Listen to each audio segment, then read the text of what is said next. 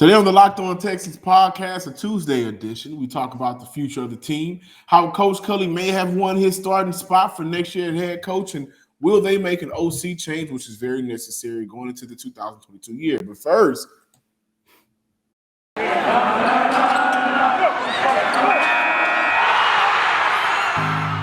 you are Locked On Texans, your daily Houston Texans podcast, part of the Locked On Podcast Network, your team every day.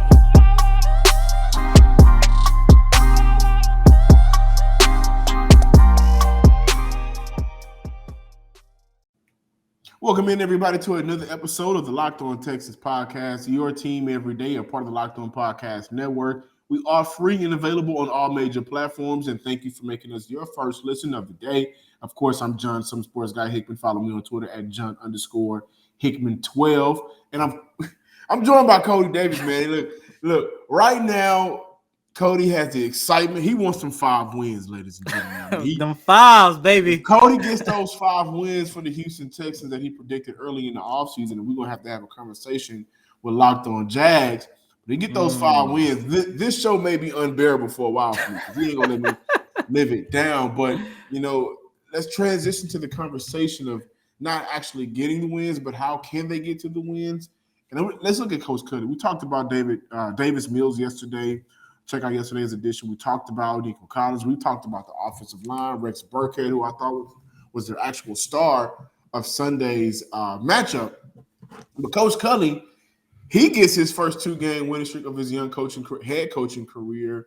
And with everything that's been surrounding this coach, his first year in the league, the Nick Caserio is the general manager in the press box and on the headsets, the Deshaun Watson, everything. In the last 2 outings, do you really think that the Texans should consider bringing him back for at least one more year? That would be his second year on his 5-year contract. Mm-hmm. John, first off, listeners, viewers, this is actually John's idea. And I want to throw that out there because, yes, me and John are a tandem. But sometimes when I want to talk about certain things, John let you guys know this is my idea. But this, should David Culley come back for the 2022 season, is actually his idea. But John, listeners and viewers, I'm looking at this from it's 2 ways I'm looking at this. First and foremost, I think it will all depend on what will be the actual goal for the Houston Texans in 2022. Because look, you take a look at the draft class of 2021 headlined by Davis Mills. Almost every single day now, we're talking about how good the 2021 draft class has been. But in addition to the 2021 draft class, you got guys like Kamu Grugier-Hill. You got guys like Desmond King. You got guys like Thomas. You have guys that actually made their opportunity on this 1-year contract that they signed. They actually made their point and made a very good case on why they should be brought back to the Houston Texans next season. And I do believe that we're going to see a handful of these guys come back because you're looking at guys who are already comfortable in the system and they already know the system. And then you still have talented guys that's still going to be able to return, like Brandon Cooks, like Titus Howard. You have talented guys who are going to be able to come back to this organization. If the goal for the Texans in 2022 is to, let's say, compete for that final wild card spot, then you're going to have to move on from David Culley. I'm sorry, because I do not believe if David Culley is your head coach, and it hurts me to say this because I do consider myself one of the few supporters that David Culley has, because throughout this whole entire season, John, you just alluded to, a lot has been thrown in David Culley's way. And I have been taken up for Culley a lot of times. However, once again, if the goal for the Texans in 2022 is to compete for that final spot in the playoffs, you're going to have to move on from him, because I do not think that this team can actually reach their ceiling if David Culley is their head coach. However, on the flip side is, if the 2022 season is another year like 2021 where you're going to develop young guys and you just want to keep positive energy around the locker room, knowing that your ceiling, let's say, is to win 5 games again, then you keep David Culley around. And I say that only because at the end of the day, regardless if he comes back for 2022 or not, David Culley is a bridge head coach. And the Houston Texans are scouting the market. And what I don't want to see them do is to move on from David Culley too soon. You bring in your head coach in a 2022 season is another throwaway season because your guys are not ready to compete, or let's say at least get to a competitive standpoint. So, because now you're looking at a situation where you're putting your head coach that you fully trust to believe to get this team back to relevancy. Now you're putting him in a position where he's going to be in a losing situation. So it all depends on what the goal is for the Texans in 2022. I think that's a very interesting point. I'm going to look at this I'm going to pull from one thing you said. Like, there are going to be a lot of players that will return for next year. And a lot of these players like playing for this head coach. Now, I don't know how much that will play in the long run of him staying in town. But you got guys like a Chris Conley, who I'm not sure if he comes back next year, honestly. But he also mentioned that coaches had a consistent message throughout the year. When we play clean football and we play good football, we have a shot to win. He continued by saying now it's been a process of getting us to that point, which everybody knows and can see, but the consistency was necessary. The energy that Coach Culley brings was necessary, and he's really gotten us to a point where a lot of guys who haven't been here that long can come up here and buy in, and we can go out and do what we did today. That was in response to the win on Sunday. So he's backing them. We've heard how much Brandon Cooks likes him as a head coach. We've heard players really back what he brings to this team, even at 4-13, and even when you kind of look at some of the worst losses that they've had this year, or some of the worst performances we've seen in the league, they still ride for him. And I think that is not only the energy that's on the field with the players, but even up in the front office. I think that he has a good relationship with the front office. I mean, we've heard good things between the relationship between he and Nick, no matter how we may personally feel about it and how it comes out on Sunday, how it affects Sunday. This year was a year of understanding that we got to go through a lot of trial and error. That's what happens when you hit the reset button abruptly when you're in the midst of maybe going into your prime, right? We don't see a lot of teams do that or have to go through that. Culley just, drew a bad hand. Well, he made the call. He wanted to come here, so he knew what he was getting into. But with that being said, I think that he is in a position where they at least consider him to bring him back.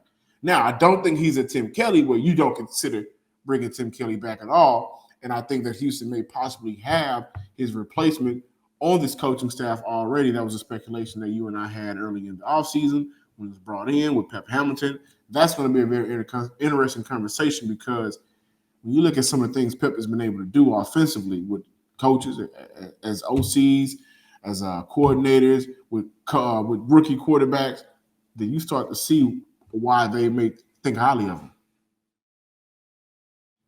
Thanks again for making Locked On Texans your first listen every day. Now make sure to check out the Ultimate College Football Playoff Preview 2022. Local experts, betting advice, and draft analysis. The most comprehensive college football playoff preview begins live now. And welcome back in, ladies and gentlemen, to this Tuesday installment of Locked On Texans. So in the first segment, John and I talked about the possibility of David Culley coming back for a second year. And I do want to reiterate that I do think that he should at least be given a fair shot based off what we've seen and known about this year so far. And I agree. And that's what I was about to say. I think at the end of the day, it doesn't matter if you think he should come back or not. It's kind of up in the air on whether or not David Culley comes back at the head coach. However, what should not be up in the air, up for discussion, is the fact that Tim Kelly should retain his role as the offensive coordinator and, of course, as the primary play caller. And John, when I take a look at the Houston Texans coaching staff, I do believe that the next, not only offensive coordinator, but the next head coach for the Houston Texans might be Pep Hamilton. And before we start talking about the possibility of him taking over for David Culley as the team's next head coach, Of course, we would like to see how would he do as an offensive coordinator, which brings us to our next topic, why Pep Hamilton should take over as the Texans offensive coordinator and primary play caller in 2022. And John, listeners, viewers, we all know the story. We all know that when Pep Hamilton came to the Houston Texans, there was a little bit excitement because we all know throughout his career, he has been a quote unquote quarterback guru. I mean, we seen what he was able to do in Indianapolis. Well, matter of fact, we saw what he was able to do at Stanford with Andrew Luck. Of course, we saw what he was able to do last year in Los Angeles with Justin Herbert. And now, as we're seeing the growth and development with Davis Mills, and every single time we have an opportunity to talk to Davis Mills throughout this season, he is always bringing up the work that he was able to do with Pep Hamilton. He is, as of right now, listed as the Texans quarterback coach and passing game coordinator. However, John and listeners, if and when Nick Caserio decides to move on from Tim Kelly at the end of this season, Pep Hamilton should be his top and only candidate to take over that option. Because one, you're looking at this from a standpoint where he already has the relationship with Davis Mills. And regardless how you feel about him being the next franchise quarterback, I think we can all agree that Davis Mills has solidified himself as the starting quarterback for the Houston Texans for 2022. And two, and most importantly, he actually has experience of being an offensive coordinator. And when you go back and you take a look at the time he held that title when he was the offensive coordinator for the Indianapolis Colts between the years of 2013 and 2015, he actually had the Indianapolis Colts as one of the most electrifying offensive teams in the NFL. And if he was able to stay with that team, of course, if Andrew Luck was able to stay healthy, I think we would have continued seeing that offense in Indianapolis grow. By the way, in 2014, Pep Hamilton put on arguably his best coaching performance as an offensive coordinator. In 2014, Andrew Luck led the Indianapolis Colts to 11-5 record. He threw for nearly 5,000 yards, threw for 40 touchdowns and 16 interceptions. Of course, he was in discussions for league MVP. And the best part about Pep Hamilton being an offensive coordinator, when you go back and you take a look at that 2014 season, it wasn't just Andrew Luck. It was how he was utilizing everybody from the run game to the wide receiving core, how he was using everybody. And the Indianapolis Colts actually finished that year with a top 5 offense for that season. And he has so much of a good year in 2014 that at the time, the Oakland Raiders actually considered him and brought him in to interview for their head coaching vacancy. Of course, as we all know, they ended up moving on to another candidate during the offseason. But John, when I take a look at Pep Hamilton, when I take a look at what he has been able to do, not just with Davis Mills, but what he has been able to do with Nico Collins, Brevin Jordan, Brandon Cooks has sung his praises. The Texans need to find a bigger role for him next season, because if not, they're going to risk the possibility of him moving on to another team.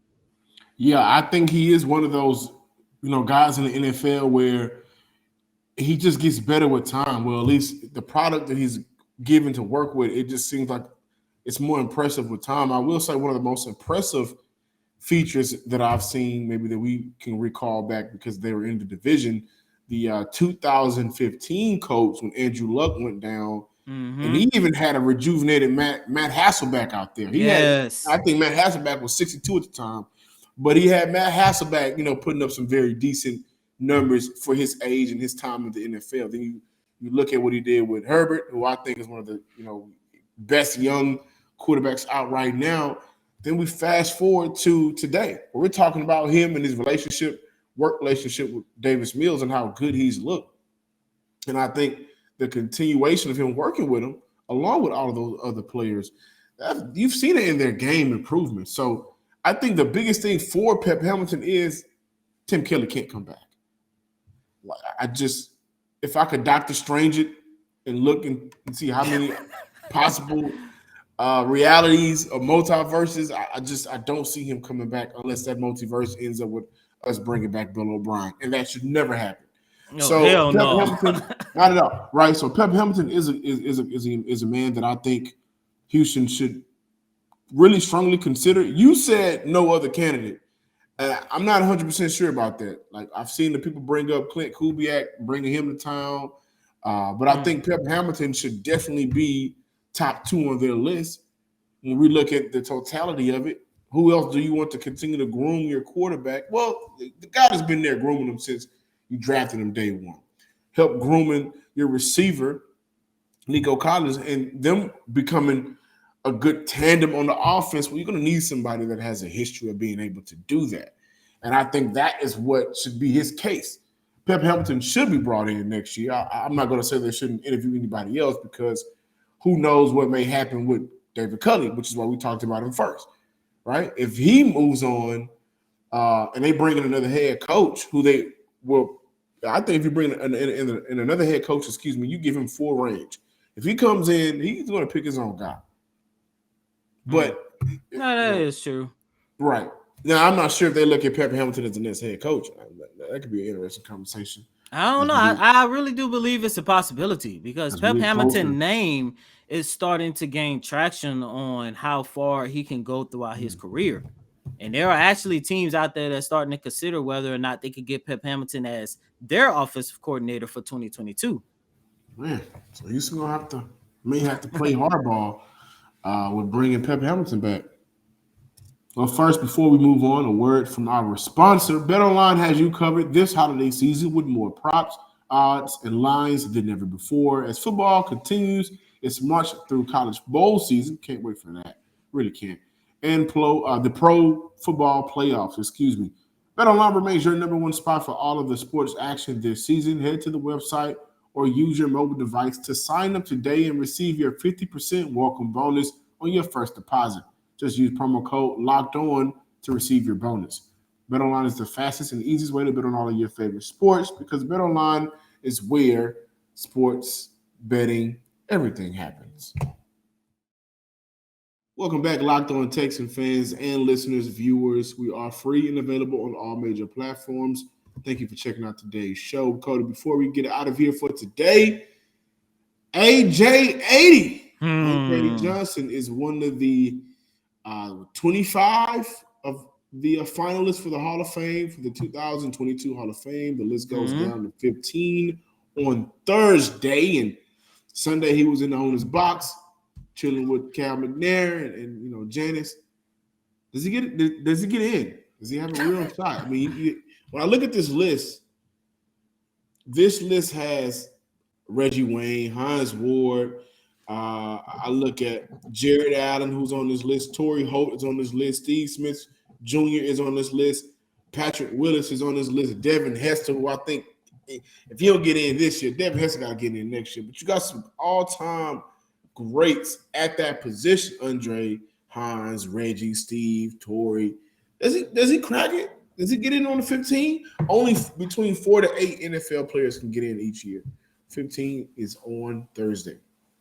Of course, Andre Johnson should get in. That shouldn't even be a question. And look, Reggie Wayne and Hines Ward are some of the best receivers of their generation.